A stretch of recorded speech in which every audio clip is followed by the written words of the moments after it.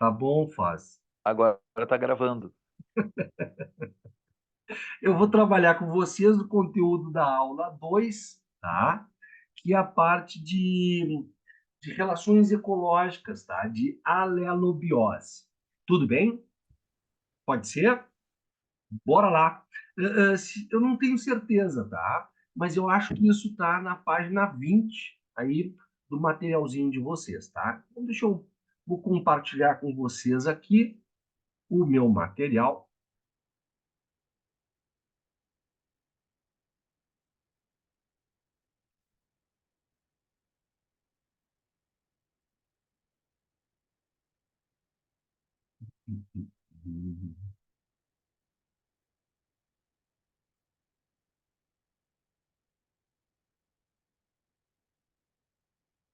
Opa,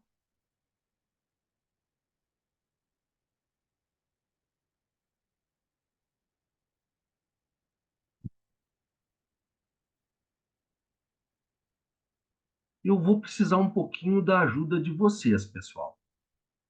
Vocês estão enxergando meu material? Sim, Sim? Tá aí azulzinho, ecologia, César Matos? sim. Sim? Tá. Obrigado. Se, né? Às vezes fica meio chato a gente conversar, a gente está se conhecendo agora, né? A gente é meio tímido, enfim, né? E o que pode acontecer assim, ó, pode responder só um, assim já tá bacana, tá? Certo, pessoal? Então, bora lá, não vamos perder mais tempo, né? Uh, mais do que a gente já perdeu. Desculpa aí, mais uma vez. Realmente Ô, foi um Sor, barulho. eu Oi, posso pois te não. fazer uma pergunta rapidinho? Pois não. Como tu dá aula junto com o Igor, o caderno é junto, né? Separado do FOSE, mas o de vocês é junto. Quem é que tá falando? É Ana. No caso, eu tô com o login do meu pai sem querer, mas é Ana. Tá. Não, eu tô bem perdidão aqui, tá, Ana? Mas Uhum. assim, ó, sim, tá? Eu vou dividir o material junto com o Igor, tá? A aula 2, um pedacinho da aula 2 é o mesmo livro, tá? No pedacinho da aula 2 tem a parte de alelobiose ou relações ecológicas, que é o mesmo caderno, tudo igual. Tá Respondi? bom, Sor. Muito obrigada, viu? De nada, querida. De nada. Então, bora lá, queridos. Relações ecológicas, também conhecido como alelobiose. Pessoal, tem gente que gosta de biologia, tem gente que adora biologia, né? Gosta muito de biologia, e tem gente que não gosta, né?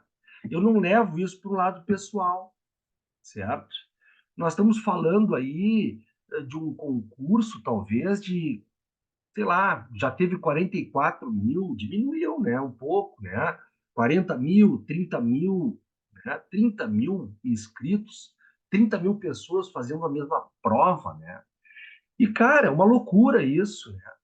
Daí a gente olha a média da biologia, a média da biologia lá, 6, né? Poxa, será que a biologia é difícil? Eu acho que sim, eu acho que sim. Eu acho que a biologia é bem difícil. Desde É, né? Bem difícil, 15 né? já. É chata, sim, pode ser chata, né? Claro que Não, professor, não é isso que eu falei. São 6 questões, já considerando 15 questões no total? sim, de Seis 15. questões, já considerando 15. É uma loucura isso, né? É bem louco mesmo isso. Então, assim, ó, uma das coisas que eu acabo atribuindo esse baixo rendimento da biologia, pessoal, é da dificuldade do vocabulário. Porque, assim, ó, tudo que a gente vai falar da biologia, toda matéria nova de biologia, tem um vocabulário só para ela. Se eu for falar de genética para vocês, eu vou ter que desenvolver um vocabulário com vocês, o que que é gene, o que que é cromossoma, genes alelos, dominante, homozigoto, heterozigoto, recessivo. E é todo um vocabulário só para falar de genética. Se a gente for falar, enfim, né, de zoologia, diblástico, triblástico, né, lá da embriologia, que acaba saindo uma classificação para dentro da zoologia, né? A embriologia a gente tem que dar antes da zoologia, que aparece diblástico, triblástico, acelomado, pseudocelomado, protostome, deuterostome. O que é isso? Tá louco? Então, toda a matéria da biologia tem um vocabulário só para ele. Então, isso realmente torna a biologia muito pesada, né? Alelobiose. Qual foi a última vez que vocês usaram o termo alelobiose? Provavelmente nunca na vida de vocês, né? Ninguém fala alelobiose. Acho que vou fazer uma alelobiose hoje. Não, né? Então, relações entre os seres vivos, relações ecológicas, né? Também pode ser chamado de alelobiose, tá? Provavelmente vocês, né, já viram alguma coisa com relação ali ao ecossistema, né?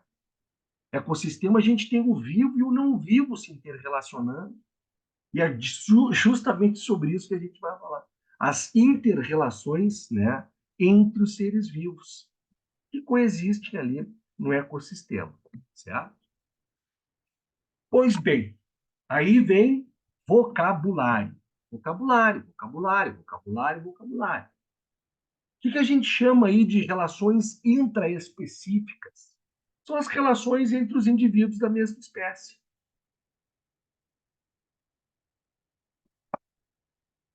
Relações interespecíficas entre indivíduos de espécies diferentes. Já começa aí. A semelhança e a probabilidade da gente vir a confundir isso é muito grande, né? Intraespecíficas entre indivíduos da mesma espécie. Interespecíficas, as relações entre indivíduos de espécies diferentes. Daí nós teremos lá relações harmônicas e relações desarmônicas. Daí, gurizada, daí é coisa da minha cabeça, pois não? Eu não sei se é só pra mim, mas aí parou o slide na ecologia. No primeiro, Pra assim. mim Acho também que tá assim. acho que é a transmissão, talvez, senhor. Talvez tenha que transmitir a tela toda e não só o PowerPoint por causa da tela cheia. Tá, então deixa eu ver o que eu estou fazendo de errado aqui. Tem que primeiro parar de transmitir, eu acho, pra poder transmitir de novo. Que engraçado. Tá. Uhum. Será que não? Não vai ser isso, não. Não, não, não. Ah,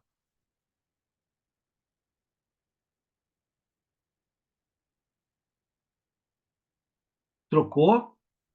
Agora foi, senhor. Uf, Sim. obrigado, gurias. Quando eu mexo aqui, aparece aí? Sim, agora tá Sim. certo? Tá. Então, como eu estava dizendo, intraespecíficas entre indivíduos da mesma espécie. Interespecíficas entre indivíduos de espécies diferentes. Pois bem, daí vem o harmônico e o desarmônico, né? Pessoal, essas interrelações, elas estão além do bem e do mal, né? Além do bom e do ruim. O que eu quero dizer para vocês é que todas as interrelações entre os indivíduos são importantes. Cadeia alimentar. Eu tenho o produtor, eu tenho o consumidor primário, um coelhinho, e eu tenho lá um predador. Ai, coelhinho, cuidado, esse lobo vai te comer. Bom, queridos, o lobo precisa comer o coelhinho. O lobo, ele está prestando um serviço à população de presas. É nesse contexto que eu quero que vocês pensem nas relações ecológicas. Embora apareça lá, né, como harmônicas, ninguém sai no prejuízo, né? Desarmônicas, sempre tem um que vai sair, né, chorando. E tem ainda, queridos, né, eu, apesar de não concordar, aparece para vocês nos livros didáticos, tá? Assim, as relações harmônicas positivas, né? quando aí não tem prejuízo para ninguém, e negativo nas relações harmônicas, né? Nas relações, então, desarmônicas, né? Em que sempre sai um com prejuízo. Pode aparecer também nos livros e nas questões de vocês, 0. Quando não tem nenhuma intervenção, não faz diferença, aparece um 0. Tá? Vou reforçar, coisa minha, tá? Aqui não tem o bem e o mal. Tá? Todas essas inter-relações são muito importantes. Até quando vocês forem ver, né, lá a ecologia de populações, existe uma coisa chamada resistência ambiental. E dentro da resistência ambiental, para que os indivíduos não tenham um crescimento exponencial, nós precisamos das relações ecológicas. Eu preciso da predação, eu preciso do parasitismo, né? Porque todo excesso de indivíduos, seja qual for, é um sinal de desequilíbrio. Tá? Então, bora lá, gurizada. Vamos trabalhar com as relações ecológicas intraespecíficas harmônicas. Pode ser? Pode. Bora Sim. lá. Bora lá. Intraespecíficas, relações entre indivíduos da mesma espécie, né? A colônia. O que vai caracterizar uma colônia, pessoal? O que caracteriza uma colônia? Os indivíduos, eles são conectados anatomicamente. São conectados anatomicamente. Então, estamos falando de relações ecológicas, também chamadas de alelobiose, intraespecíficas. São indivíduos da mesma espécie. Na colônia, eles estão coladinhos uns nos outros, né? Existe uma ligação anatômica. Tem 2 exemplos aqui: o coral cérebro, né? E a caravela. A minha mesinha de edição também parou de funcionar. Daí eu peguei umas imagenzinhas aqui. Olha que coisa mais linda. Não sei se vocês já fizeram um curso de mergulho, tá? Mas quando a gente vê isso aí, não precisa ser grandes profundidades. Aqui, ó, em Santa Catarina, ali, na Ilha do Arvoredo, ali, a gente com um snorkelzinho ali, ó, dá aquele mergulho ali, pá! Só não pode pisar em nada lá, que é uma reserva ecológica, tá? E os caras cuidam muito. Né? Aí, pessoal, nós estamos vendo uma colônia de indivíduos. São indivíduos que estão todos coladinhos, ó, anatomicamente, né? Aí eu não tenho só um indivíduo, são muitos indivíduos conectados, tá? Então, a colônia caracteriza aí por um conjunto de indivíduos da mesma espécie conectados anatomicamente. Tem uma que eu gosto mais, que é essa aí, né? Aqui, pessoal, a gente tem uma caravela portuguesa. Isso aqui é um conjunto de indivíduos, não é um indivíduo só, tá? Nós temos aqui, nesta colônia, indivíduos que acabam se especializando, ó, em fazer essa bolsa de flutuação, né? Não só para flutuar, tá? Mas também utiliza um deslocamento através do vento, tá? E nós temos, nesta colônia, aí quem é responsável pela alimentação, tá? E os indivíduos se especializam na produção, ó, de tentáculos para captura de pequenas presas, né? Que serão levados ali para uma cavidade digestiva e acabam sendo, então, digeridos, tá? Então, aqui na colônia, 2 exemplos: o coral cérebro e a colônia e a caravela portuguesa. Intraespecíficas da mesma espécie, tá? Harmônicas, aqui não tem ninguém que sai no prejuízo, ó, positivo e positivo, embora eu não goste dessa representação, tá? Sociedade. Nós temos aqui insetos, né? abelha, cupim, formiga. Pessoal, alguns autores, tá? Alguns autores fazem ainda uma divisão aqui na sociedade, tá? Que seria sociedade isomórfica e sociedade heteromórfica. O que significa isso, tá? Em sociedades isomórficas, todos os indivíduos são iguais, tá? Em sociedades heteromórficas, vamos dar uma olhadinha aqui, ó. Sociedade das abelhas, né? As abelhas africanas, né? Essas aqui são invasoras, né, que vieram aqui, acabaram, né, intercruzando, né? São abelhas africanas. As abelhas africanas na África são chamadas só de abelhas. É incrível, tá? Pessoal, sociedade isomórfica, todos da mesma forma. Sociedade heteromórfica, esses indivíduos, eles são divididos em castas. Por exemplo, a rainha que tem acesso à geleia real, ela tem um crescimento do seu abdômen, tá? E ela, então, vai ser diferentinha, né? Eu terei também as abelhas que são as operárias. O que a gente conhece, que entra zumbizando na casa da gente, né? Para apavorar com os gatos, tudo, sai tudo correndo, um para cada lado. Essas são as operárias, né? E nós temos um zangão, tá? Todo mundo faz uma confusão aqui, pessoal. Todo mundo acha que o zangão é aquele grandão, né, preto, o espanta-bolinho, aonde ele passa, né, sai todo mundo correndo, sempre fica um ainda, né, tentando matar. Crime ambiental inafiançável matar um zangão, né? Mas aquele não é um zangão. Aquele grande preto se chama mangangava. Mangangava. Que não tem nada a ver com essa nossa abelha aqui. Nada a ver com essa abelha aqui, tá? Na sociedade das abelhas, né, eu tenho a rainha, as operárias, eu tenho as que acabam trabalhando ali nos berçários, cuidando dos ovos, né? E, queridos, o zangão só tem uma função aqui: fecundar a fêmea. Durante ali um voo nupcial, né, a abelha acaba, então, copulando ali com 2, 3, 4 machos ao mesmo tempo, né?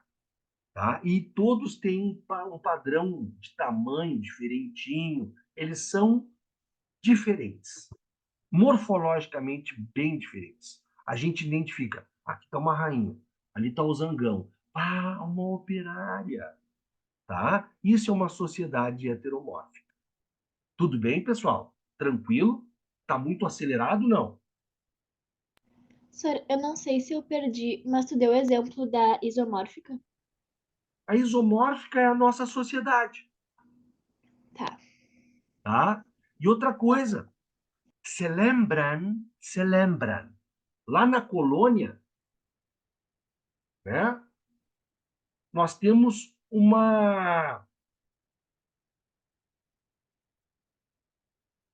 ligação anatômica.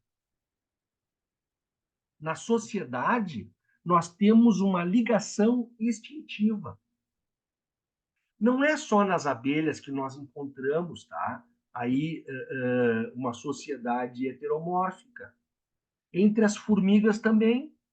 Nós também temos uma rainha no formigueiro, né? Quem assistiu Bugs Life, Vida de Inseto, né? Tem a rainha velha, bochechuda, né? Nós temos lá as operárias, nós temos as formigas que estão relacionadas à segurança e à proteção, né, do formigueiro. Geralmente elas são cabeçudas, uma mandíbula gigantesca, né? Também são sociedades heteromórficas, assim como os cupins também, tá? E aqui, na sociedade, a conexão, a ligação é instintiva. Sor, tu pode voltar rapidinho pra colônia só pra tirar uma foto? Aqui, Isso. Isso. Oh, desculpa. Mas é isso aí. Obrigada. Quem é que tá falando aí? Júlia. Oi, Júlia. Olha só, Oi. eu, eu disponibilizo sempre todos os. Tu pode pedir para copiar e para fotografar a hora que quiser, tá? Tá bom. Utilizo os slides, tá? Tá, obrigada. Nada, de nada, fica à vontade. Posso? Pode.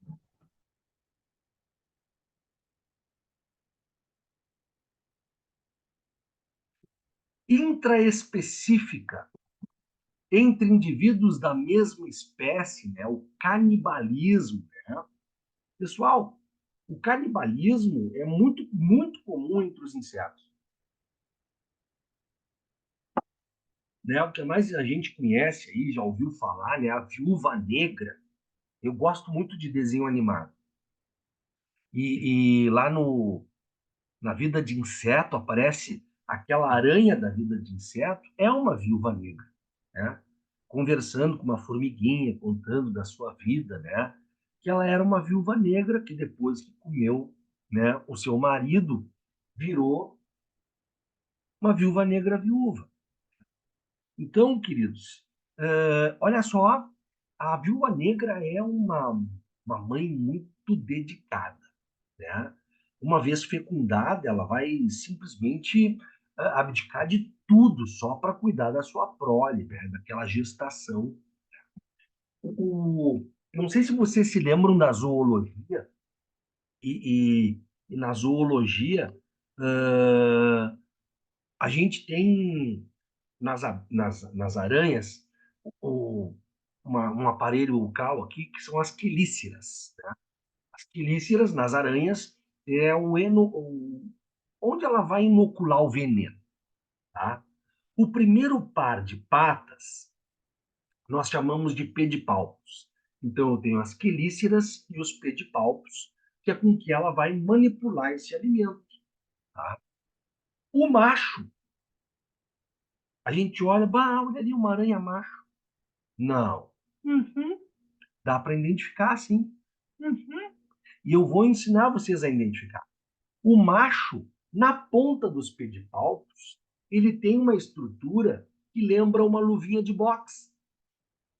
Lango-lango, sabe? Luvinha de boxe. E ali ele tem os seus gametas. E ele precisa fecundar a fêmea, né? Então a fêmea, para ser fecundada, ela precisa fazer essa postura, ela acaba, né, colocando aqui uma espermateca ao alcance do macho, e o macho, numa posição em desvantagem, ele tem que, com as luvinhas de boxe, alcançar aquela espermateca ali. E a fêmea, em vantagem, dá o bote e depois de fecundada, come o seu macho. Mas ela precisa comer o macho, né? Por que ela precisa comer o macho? Porque é uma mãe muito dedicada e ela vai precisar desses nutrientes, tá? Não só a aranha, essa viúva negra, é praticante do canibalismo, tá? Nós também temos um outro que é um clássico, né? Que é o louva-a-Deus, né? O louva-a-Deus, durante a cópula, né? Ele tem a cabeça dele completamente devorada, né? Durante a cópula, ele já está tendo a cabeça toda devorada. Mas também é uma mãe bem dedicada e ela vai precisar desses nutrientes para levar a gestação, né, até o fim, né? Professor, fiquei com Pois uma não. dúvida. Agora eu puxei lá das minhas aulas de apicultura, mas assim, na realidade, o zangão, quando ele fecunda a rainha, ele também morre, né? O zangão da abelha. Também, Então só é considerado desarmônico se ele virar comida, porque o zangão ele não vira comida, mas ele também morre depois da cópula, né? também, também. Porque é o seguinte, eu não gosto muito de falar nisso, que eu fico com vergonha, né? Mas por que ele morre? Ele é tão, tão, tão incompetente. Vocês estão enxergando o louva-a-Deus aí? Sim. Sim. Sabe por que que ele morre? Porque as fêmeas deixam de alimentar ele. Ele é tão incompetente, que ele não sabe nem se alimentar sozinho. Então, enquanto ele está na colmeia, elas estão ali servindo ele, dando comidinha, mais um chopp, mais um bolinho de bacalhau, e ele está ali, né? Claro, quando a abelha sai para formar uma abelha rainha, para formar uma nova colmeia, porque a abelha rainha ela é segregada, né? Ela sai, né?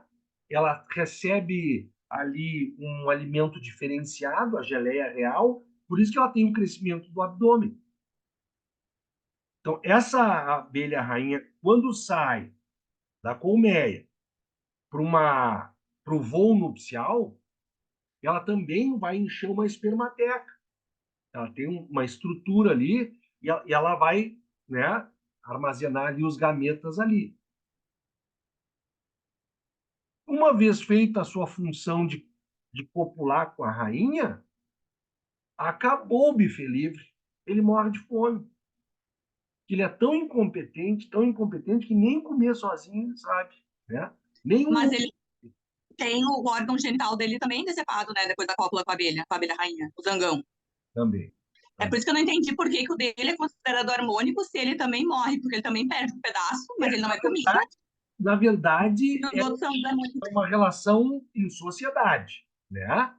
É uma sociedade, ali a conexão entre eles é única e exclusivamente instintiva, né? Não é anatômica que tem na colônia, entende? Fechou? Não, beleza. A única dúvida que eu fiquei é isso, tipo, por que o dele é considerado harmônico, sendo que ele também perde uma parte e também morre? Só porque ele não vira comida, é por isso? Concordo contigo, mas a sociedade é a sociedade é isso aí, né? Eu concordo plenamente contigo, mas é instintivo, né? É instintivo. E depois da cópula, ele vai a óbito e é isso, pela sociedade, né? Não sei se eu concordo muito com isso também.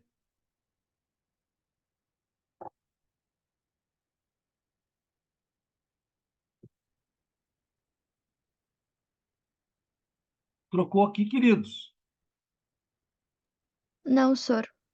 Travou no louva a Deus. Tá travado no louva a Deus de novo. Então vamos lá.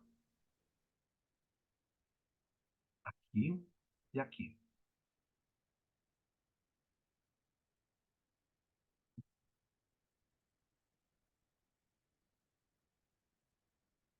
Não trocou? Não, senhor. Acho que talvez tenha que parar de transmitir de novo. Então vamos lá. Aqui, ó.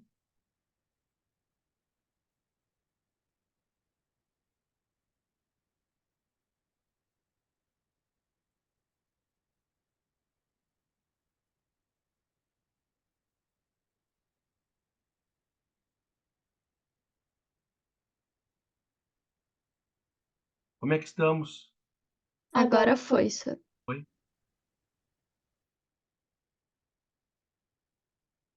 Competição. Opa! Competição. Quem é que falou das abelhas aí comigo do zangão? Eu, Annelise. Annelise, a mesma coisa. Competição desarmônica. Ora, eu tenho um macho vigoroso, né? Um animal que é territorialista e ele defende um espaço, né? Mas ele é macho, ele é jovem, ele é forte, ele é vigoroso, né? E aquele espaço que ele defende, ele dá acesso às fêmeas. E ele vai poder, então, nutrir essa fêmea e vai também poder nutrir os filhotes dessa fêmea. Bom, esse macho jovem, vigoroso e saudável, ele vai ficar velho e doente. E alguém vai querer esse território para também ter acesso a fêmeas, para também ter acesso, né, a ter uma prole e sustentar essa prole. E geralmente esses animais que são territorialistas, eles entram em combate. Dificilmente um combate por competição leva à morte. Dificilmente. Tá? Mas o que foi derrotado vai ter que abandonar o seu terreno, vai ter que abandonar o seu espaço. Né? Bom, só que isso faz com que um novo jovem, saudável, forte, vigoroso, transmita ali para sua prole esses genes. E se a gente for analisar o processo de competição aqui, né, ele faz referência como sendo um processo de competição como sendo desarmônico. Daí nós vamos entrar numa discussão filosófica, mas será que é desarmônico ou não? Como eu disse lá no começo, né? Todas essas inter-relações, elas estão além do bem e do mal. Não existe o bom e o mal. Nós é que fazíamos uma leitura, né? Geralmente, o grande problema é nós humanizarmos, né? Apesar de ser apaixonado pelo desenho animado, Bugs Life, amo Rei Leão, né? Nós humanizamos, né? Nós humanizamos. E como eu disse, são importantes essas inter-relações até para uma questão de resistência ambiental, né? Para que as populações entrem em equilíbrio em relação ao ambiente.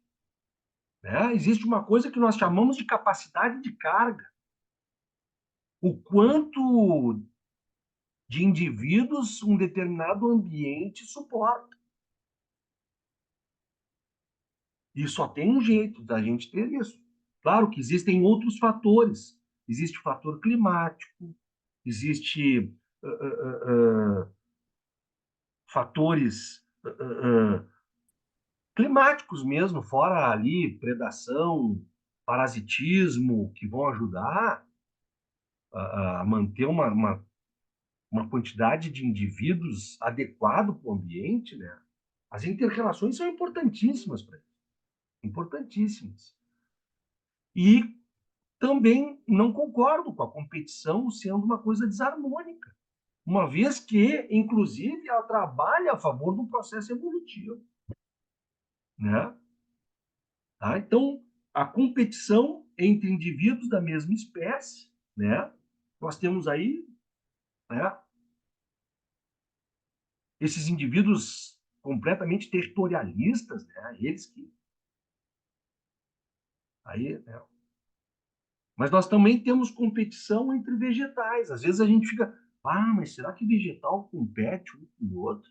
Será que existe competição? Sim, sim. Os vegetais competem também, tá? Competem por um lugar ao sol, né? Competem por nutrientes com as suas raízes, umas mais profundas, umas mais, né, mais rasas, mas existe sim ali uma competição por nutrientes, né? Não sei se vocês já cuidaram de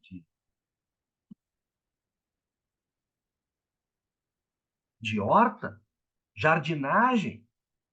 Quem já cuidou de horta sabe do que eu estou falando.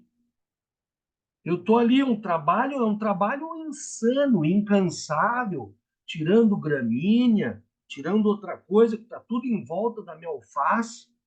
Por que eu tenho que roçar a minha horta? Por que eu tenho que tirar erva daninha, tirar capim, tirar... Porque eu estou simplesmente acabando com a competição. Eu quero que aquele nutriente do solo ali, é só para minha alface. É só para minha alface. Infelizmente, né, pessoal? Infelizmente, em vez de roçar, que tu tem muita mão de obra, tem muito trabalho, muitas vezes se faz isso com produto químico, infelizmente, né? Bom, não vamos longe, né? O cara não matou lá uma floresta lá no Pantanal, lá, para botar gado, botando agente laranja, né? Então, competição, aqui aparece intraespecífica entre indivíduos da mesma espécie, né? Desarmônica, né? Concorrência aí, fator importante no processo evolutivo. Não esqueçam, animais e vegetais. Ô, Sor, Oi. eu não entendi por que que ali tá negativo, negativo, se em tese um sai ganhando. Na verdade, aqui a interpretação da competição entre indivíduos da mesma espécie, tá? Ele está considerando aqui como prejudicial para os dois. Tá? Por que é prejudicial para os dois? Tá? Porque a competição ela gera estresse. A competição gera combate, certo? Então, essa é a interpretação. Esses dois indivíduos aí não deveriam estar competindo, né? Eles estão competindo por território, estão competindo por fêmeas, né? Quem assistiu o Rei Leão sabe, né? O Scar, né? O que o Scar faz? Se associa ali como é que se diz? As hienas, né? O rei é um bom camarada, né? A competição.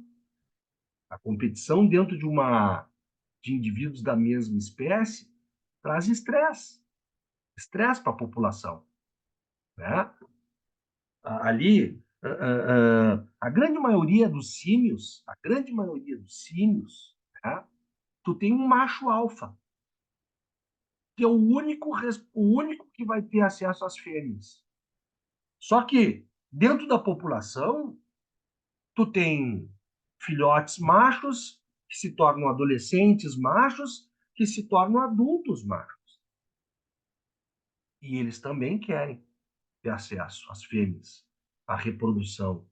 E daí o estresse, daí o combate, daí a competição. Existe uma espécie de símios, os bonobos, que são uma sociedade muito de boa. Os bonobos não têm competição. Os bonobos, eles são macacos que têm cooperação entre eles.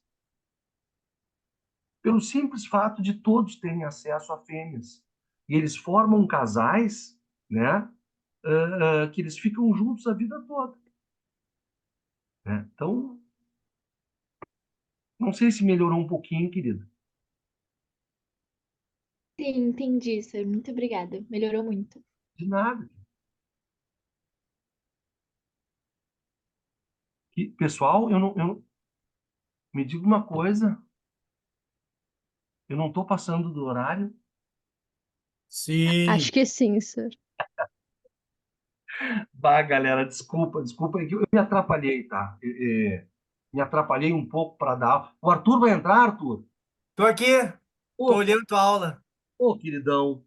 Puxa vida, por que tu não me avisou aí que eu tinha passado Ah, tu tava tão bonitinho dando aula. Eu não sei o que eu fiz, o Arthur. Eu levei uma surra aqui, queridão. Bom, eu vou recuperar o anfitrião. Deixa eu ver uma coisa aqui, ó. Recuperei o anfitrião, tá? Então, acho que tá tudo tranquilo aí. Como é que eu faço para sair para não te prejudicar? Tu pode sair, porque como eu sou o anfitrião agora, agora tu faz o seguinte, deixa eu ver uma coisa aqui. Passa, vê se tu tem como passar o anfitrião para mim. Mas eu acho que eu Arthur, recuperei, deixa eu ver. eu só vou parar a Não. gravação. Ah, Ah, sim. então, a Alfose tá aí. Isso, Que barbaridade. tô no Socorro. bico. Tá, ele parou? Parou? Tá, Parou a gravação? Tá. sim. Tá, pessoal, Aí tu recomeça. Tá, eu Não- recomeço a gravação, tá. não vou atrapalhar mais. Acho que a gravação não parou, não deu nenhum recado, porque quando para, fala que parou a gravação, tipo, em voz alta, mas acho que não parou. Ainda tá gravando. Vê se tu consegue parar aí o. Aqui pro meu tá,